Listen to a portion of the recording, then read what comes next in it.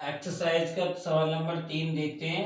इसमें कह रहा है कि अभाज्य गुणनखंड विधि द्वारा निम्न पूर्णांकों के एचसीएफ और एलसीएम ज्ञात कीजिए। एचसीएफ और एलसीएम ज्ञात कीजिए कौन सी विधि से? अभाज्य गुणनखंड विधि से। मैंने पिछले सवालों में बताया था, अभाज्य के बारे में कुछ बता दिया था कि अभाज्य हम किस तरीके से और कौन सी संख्या होती हैं। तो यहाँ पर हमें ये दिखाए 3, क्या 12, 15 और 21, इनके हम अभाज्य गुणनखंड करेंगे और उन्हीं के हम एचसीएफ और एलसीएम निकालते हैं। ये आपके पेपर को देखते हुए काफी इंपॉर्टेंट क्वेश्चन होते हैं, जिसमें से क्या होता है कि 1-2 नंबर के ऑब्जेक्टिव टाइप में पूछते हैं। तो देखते हैं, पहले इसको सॉल्व करते हैं। क्या है, हम इसके एक एक करके सभी के गुणनखंड कर लेते हैं। 21, 12 की गुणनखंड करेंगे, जैसा कि मैंने बताया था किस तरीके से। इधर मैं रफ कार्य कर देता हूँ। 12 के गुणनखंड हम इस तरीके से करेंगे, सबसे छोटी संख्या से इसको भाग करेंगे, 2 का भाग देंगे, पहले 2 का चला जाएगा, 2 छंग 12, 2 का 2 तिया 6, 3 का जाएगा। ये हो गए 12 के गुणनखंड, हमने इस तरीके से लिख दिए। अब करते हैं हम 15 के। 15 का 2 का जाएगा नहीं, 3 का जाएगा, 3 पंजे 15 और 5 कम 5, तो ये हो गए इसके 3 गुणा 5। अब आता है 21, 21 में 3 का जाएगा, 3 सत्ते 21 और 7 कम 7, तो ये हो गए 3 गुणा 7। अब ये तीनों संख्याओं के अभाज्य गुणनखंड हो गए, क्योंकि ये ऐसे अभाज्य गुणनखंड क्यों? क्योंकि ये किसी के पहाड़े में नहीं आते और इनके अब और खंड नहीं हो सकते, इसलिए ये अभाज्य हो गई, इनमें भाग नहीं जाएगा, इसलिए अभाज्य हो गई। अब यहाँ लिखेंगे हम HCF। HCF को मैंने बताया था कि 2 हो या 3 हो। आपके पास इसमें 3 संख्या दी है, पिछले सवाल जो बताए थे उसमें 2 संख्या थी, यहाँ पे 3 संख्या है। तो हम तीनों में ये देखेंगे कि क्या चीज कॉमन है, कि एक से कौन सी संख्या है। तो यहाँ पर देखो 2 है, लेकिन इनमें सब किसी में नहीं है। यहाँ पर 2 है, इसमें भी नहीं है। 3 है, 3 इसमें है, 3 इसमें है, 3 इसमें है। मैं इस पे ऊपर निशान लगा देता हूँ, देखो। तो ये हो गया, एक संख्या को हमने लिख लिया। अब 5 इसमें है, ना तो इसमें है और ना इसमें है। 7 इसमें है, इसमें भी नहीं है, इसमें भी नहीं है। तो हम कोई भी नहीं लिखेंगे, एचसीएफ तो वही लिखेंगे संख्या जो तीनों में कॉमन है। तो हमारा एचसीएफ जो हो गया वो 3 हो गया। एचसीएफ की बात हुई, एचसीएफ हो गया। अब निकालते हैं इसका इसी से एलसीएम। अब एलसीएम निकालने के लिए पीछे एक फार्मूला बताया था, है ना, 2 संख्याओं गुणनफल बराबर एचसीएफ गुणा एलसीएम। लेकिन यहाँ पर उसने कहा है कि अभाज्य गुणनखंड विधि द्वारा करना है, आपको फार्मूला का यूज नहीं करना है। वो यूज करोगे तो सवाल आपका गलत हो जाएगा। तो अब यहाँ पर हम कह रहे हैं एचसीएफ में तो जो तीनों में कॉमन था वो लिखा, एलसीएम में जो कॉमन है उसे भी लिखेंगे और जो नहीं है वो भी सब लिखेंगे, लेकिन सब एक ही एक बार रिपीट होना है। जैसे कि 2 है, इसमें इसमें किसी में नहीं है तो 2 भी लिखो, 2 इसमें है और किसी में नहीं है, 2 ही लिखो। 3 इसमें, 3 तीनों में है तो 3 एक बार लिखा जाएगा। 5 इसमें है, इसमें भी नहीं है, इसमें भी नहीं है, इसे भी लिखो। 7 यहाँ है, इसमें नहीं है और इसमें भी नहीं है, इसे भी लिखो। अब इन सब की आपस में गुणा कर लो, 2 दूनी 4, 4 तिया 12 और 12 पंजे 60 और 60 की 7 से गुणा करोगे तो 420। ये एचसीएफ आ गया आपका और ये एलसीएम आ गया। अब देखते हैं सवाल नंबर 3 का दूसरा सवाल, जिसमें कहा है कि 17, 23 और 29 का एचसीएफ और एलसीएम हमें ज्ञात करना है। तो 17, 23 और 29 को इसी तरीके से लिख लिया जैसे पहले नंबर का सवाल लिखा था हमने। अब 17 के अभाज्य गुणनखंड करेंगे, तो अभाज्य गुणनखंड करने को उधर या रफ में कुछ करने की जरूरत नहीं है, तो किसी में आते ही नहीं है। ये 1 into इसको हम इस तरीके से लिख देंगे, वैसे ही 23 को लिख देंगे हम, और उसी तरीके से हम 29 को लिख देंगे। अब यहाँ पर हमारा एचसीएफ जो आएगा, जो तीनों में कॉमन है, वो है हमारा 1। अब इसका निकालेंगे हम एलसीएम। एलसीएम जो तीनों में कॉमन है उसे लिखेंगे और जो नहीं है वो भी लिखेंगे। तो 17, 23 और 29 ये सब आ गए। इनकी सबकी आपस में गुणा करेंगे तो इसकी गुणा आकर हो जाएगी 11,339। ये इसका एलसीएम और ये इसका एचसीएफ हो गया। मैंने कैलकुलेशन इसकी पहले ही कर ली थी, क्योंकि टाइम की बचत करनी है। यहाँ पर वीडियो में टाइम ज़्यादा बड़ा लग जाता है, फिर टाइम वीडियो बड़ी हो जाती है, इस वजह से मैंने कैलकुलेशन पहले कर लिया। आपको पहले मोबाइल का यूज़ या कैलकुलेटर का यूज़ कम करना है। कैलकुलेशन के लिए क्या करना है, आपको पेन पेंसिल से अपना सॉल्व करना है, गुणा भाग करके देखना है, ताकि माइंड जो है हमारा उसके हिसाब से सेट हो जाए। अब देखते हैं इसका तीसरा वाला सवाल दिया है, बुक दिया है, कह रहा है कि 8 9 25, 8,9 और इसका दिया है 25।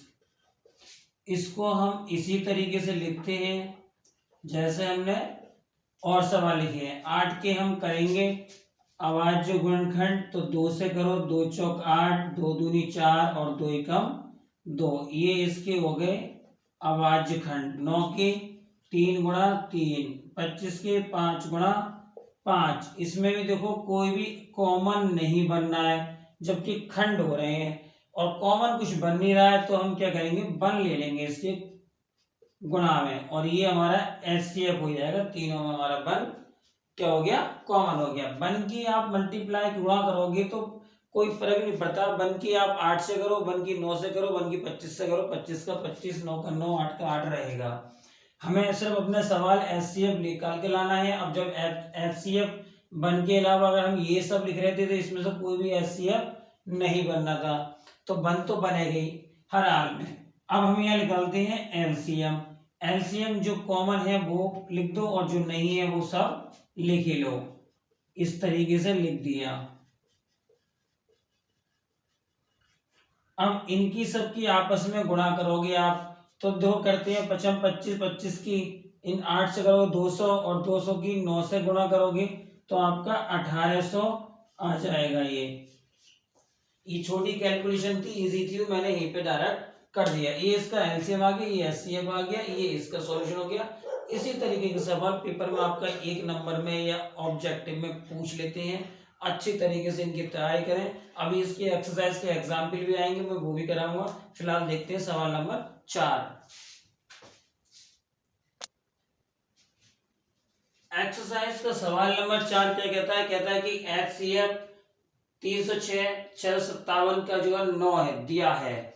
एलसीएम इस संख्या का आपको ज्ञात करना है। ये हमारे पास दो संख्या है, पहली संख्या और दूसरी संख्या। इसका एचसीएफ उसने सवाल में निकाल के रख दिया है और एलसीएम इसी का ही पूछा है। तो हमारे पास क्या है, मैंने एक पीछे भी 1 नंबर सवाल कराया था, 1 या 2 नंबर सवाल कराया था, तो उसमें आपको फार्मूला बताया था।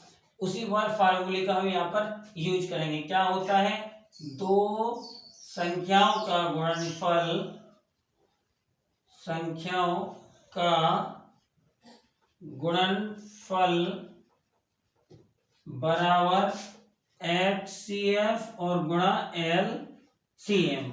अब दो संख्याओं का गुणनफल, हमारे पास दो संख्या ये है 306 गुणा 657 और एचसीएफ इसका 9 दिया है। एलसीएम हमें निकालना है, तो 9 को इसके इधर लाएंगे बराबर की दूसरी साइड में, तो ये बटी में जाएगा। यहाँ गुणा में है तो इधर भाग में आ जाएगा। 306 गुणा 657 बटे 9 और एलसीएम वही रहेगा अकेला। 6 से इसको भाग दे दो, कोई सी संख्या भाग दे के देखो कटता है कि या नहीं कटता है। इससे देंगे 9 से इसमें भाग लगाई हमने, तो 9 तिया 27, 3 बचे और 6 36, तो 9 चौक 36। ये आ गया हमारा एलसीएम बराबर 34 गुणा 657 आ जाता है। अब यहाँ पर हम इसकी कैलकुलेशन कर लेंगे। कैलकुलेशन करके एलसीएम हम इसकी हम गुणा कर लेते हैं। गुणा करने के बाद जो हमारा आंसर आ जाएगा वो 22,338। ये इसका आंसर आ गया, एलसीएम निकल के हमारा आ गया। इस तरीके से आप इधर रख के रफ में गुणा कर लें इसको और गुणा करके देखेंगे तो आप ये आके रुकेगा। और ये सवाल नंबर 4 आपका क्लियर हो गया। एक्सरसाइज का सवाल नंबर 5 है, जो एकदम अलग है। इसमें कह रहा है कि जांच कीजिए कि क्या किसी प्राकृत संख्या n के लिए संख्या 6 की घात n अंक 0 पर समाप्त हो सकती है। तो यहाँ पर हमें जांच करना है, जांच कीजिए कि क्या किसी प्राकृत संख्या 1 2 3 4 5 ये सब होती है प्राकृत संख्या, n के लिए 6 की घात जो n दिया उसके लिए संख्या 6 की घात n अंक 0 पर समाप्त हो सकती है क्या। ऐसी n की जगह कौन सी कोई संख्या लगा है ऐसी जो क्या है, जब उसका हम वर्ग करें या घन करें या घात जब बनाएं तो उसका जो है क्या है कि 0 पर आए वो संख्या। जैसे हम हमारे मान के चलिए एक एग्जाम्पल के तौर पर आपको यहाँ समझाता हूँ। जैसे 2 की घात हमने 3 लिख दिया, अब हम इसका हम क्या करेंगे 3 बार गुणा करेंगे 2 की, तो हमने करा तो 8 आ गया, लेकिन 8 में 0 कहीं नहीं आया। वो कह रहा है कि 0 पे समाप्त हो ऐसी कोई संख्या है 6 की घात n, n की जगह हम कोई और संख्या रखें, कोई भी घात, जैसे 6 की घात मान लो हमने 3 लगाया या सपोज करो 2 लगा दिया। अब 2 का तो 6 का 2 ही बार गुणा हुई तो 6 6 36 0 नहीं आया है। कोई और लगाए तब भी अंदर कोई और 3 लगाए, इस टाइप से लगा कर देखें तो यहाँ पर उसको सॉल्व करने को कह रहा है क्या क्या है अंक 0 पर समाप्त हो सकती है। तो मैंने इसका सॉल्यूशन लिख दिया है क्योंकि थ्योरेटिकल सवाल था। अब मैं इसको सॉल्व करने के लिए हाथों हाथ लिखता वीडियो आपकी बनाता तो लंबी वीडियो हो जाती, इसलिए मैंने उसको पहले ही लिख दिया है। क्या लिखा है वो आपको मैं बताता हूँ। कह रहा है कि हम जानते हैं कि 6 के अभाज्य गुणनखंड 2 गुणा 3 है। 6 के अभाज्य गुणनखंड जो होते हैं वो 2 गुणा 3 है। हमने 6 के अभाज्य गुणनखंड कर दिए, अतः 6 की घात n बराबर 2 गुणा 3 की घात n, क्योंकि 6 के हमने अभाज्य गुणनखंड कर लिया, अब 6 की जगह 2 गुणा 3 लिख दिया और उसकी घात n। इससे स्पष्ट होता है कि 6 की घात n के अभाज्य गुणनखंडन में 5 नहीं आता है ना। इससे स्पष्ट हो रहा है जब हमने गुणनखंड करे 6 के तो उसमें 5 नहीं था। अब नहीं था तो उसको हमने यहाँ पर लिख दिया, क्योंकि इस सवाल को हम लिख कर ही समझा सकते हैं और सॉल्यूशन इसका यही होता है। 6 की घात n के अभाज्य गुणनखंडन में 5 नहीं आता है, अतः 6 की घात n का 5 एक अभाज्य गुणनखंडन है।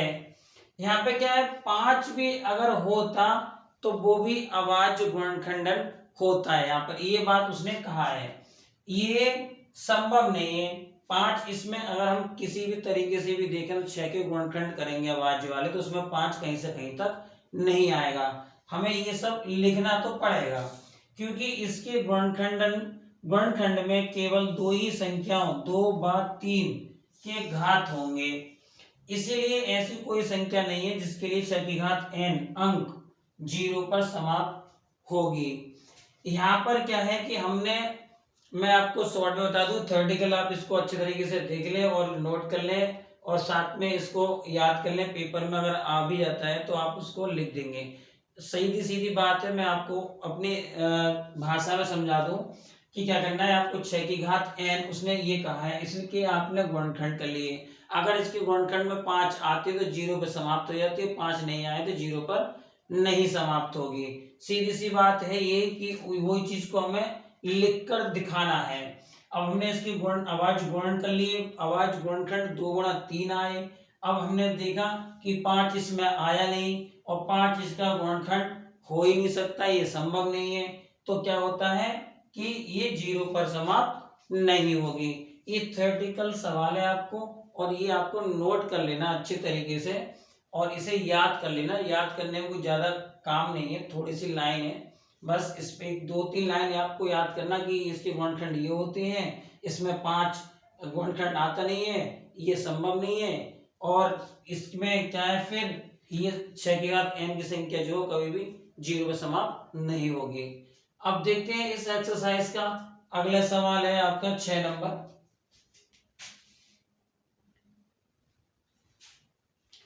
एक्सरसाइज का सवाल नंबर 6 जिसमें कहा है उसने कि व्याख्या कीजिए कि 7 गुणा 11 गुणा 13 प्लस 13 और 7 गुणा 6 गुणा 5 गुणा 4 गुणा 3 गुणा 2 गुणा 1 प्लस 5 भाज्य संख्याएं क्यों है।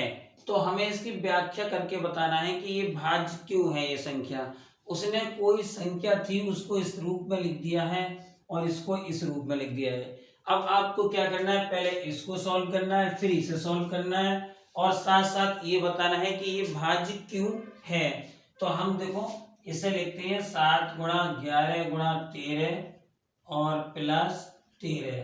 हमने क्या करा इसका, इसमें देखो ये यहाँ से यहाँ तक एक पद हो गया ये गुणा में, और प्लस के बाद दूसरा पद, तो इन दोनों में जो कॉमन है वो 13 कॉमन बैठता है, और बाकी सब ऐसे का वैसे ही लिख दो। 13 ये उठ के पूरा आ गया तो यहाँ पर बन रह जाएगा, ये हो गया 13, और यहाँ गुणा कर लो 11 की, और 7 से गुणा करी तो कितना हो गया, 11 7 77 और 1 78, गुणा में लिखा जाएगा, ब्रैकेट के बाहर गुणा रहती है। अब हम इसकी गुणा करेंगे तो इसका जो आंसर आ जाएगा वो हमारा दोनों की गुणा करके इस तरीके से आपको गुणा कर लेना है रफ में, तो 1000 आपका 14 आंसर आ जाएगा। अब 1014 जो आपका आंसर है, इसमें हमारी 2 का भाग देके देखोगे या 3 का है, किसी न किसी संख्या का अगर भाग जाता है तो ये भाज्य, और नहीं जाता है तो ये भाज्य नहीं है। 2 का भाग, ये 2 पंजे 10, 0 2 सत्ते 14, 2 का भाग चला गया, एक ही बार चेक करके देख लो, इसलिए इस यहाँ पे लिख देंगे जो कि संख्या भाज्य है, जो कि संख्या यहाँ पर और लिखना है भाज्य है। अब देखते हैं दूसरा वाला, इसके नीचे 7 गुणा 5 गुणा 4 गुणा 3 गुणा 2 गुणा 1 प्लस 5, इसमें से देखो क्या कॉमन है, देखो यहाँ से यहाँ तक एक पद और ये दूसरा पद, इसमें 5 कॉमन हो गया, यहाँ पर 7 गुणा 6 गुणा 4 गुणा 3 गुणा 2 गुणा 1 प्लस का 1, 5 यहाँ से बाहर ले लिया, यहाँ से भी बन, 5 बाहर ले लिया तो यहाँ भी बन रहेंगे, यहाँ पे भी बन रहेंगे, लेकिन यहाँ बन लिखने की आवश्यकता नहीं क्योंकि और संख्या दे रखी है। इन सब की आपस में अंदर गुणा करोगे तो कितना आ जाएगा, 7 की 6 से गुणा करो, 7 की जो 6 से आएगी, 6 की 4 से, और उसकी गुणा करोगे तो कितना आ जाएगा, इन सब की गुणा करो, 7 6 42, 42 चौका कितना आएगा, लगभग आपका इसकी जब गुणा करोगे तो 1008 आएगा, और प्लस का 1, ये हो गया 5, और इसकी गुणा होगी 1000, जोड़ लिया 1008 और प्लस 1 तो 1009। अब इसकी गुणा करोगे तो आप आएगा 1045, 9 पंजे 45 और 5 9 पंजे 45 की 5,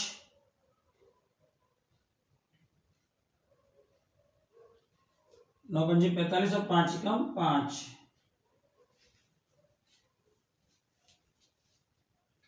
अब इसको हम भाग देंगे 5045 को, तो 5 का भाग इसमें चला जाएगा सीधा सीधा पूरा पूरा, तो ये क्या हो गया, ये भी यहां लिख देंगे इसके आगे, जो कि संख्या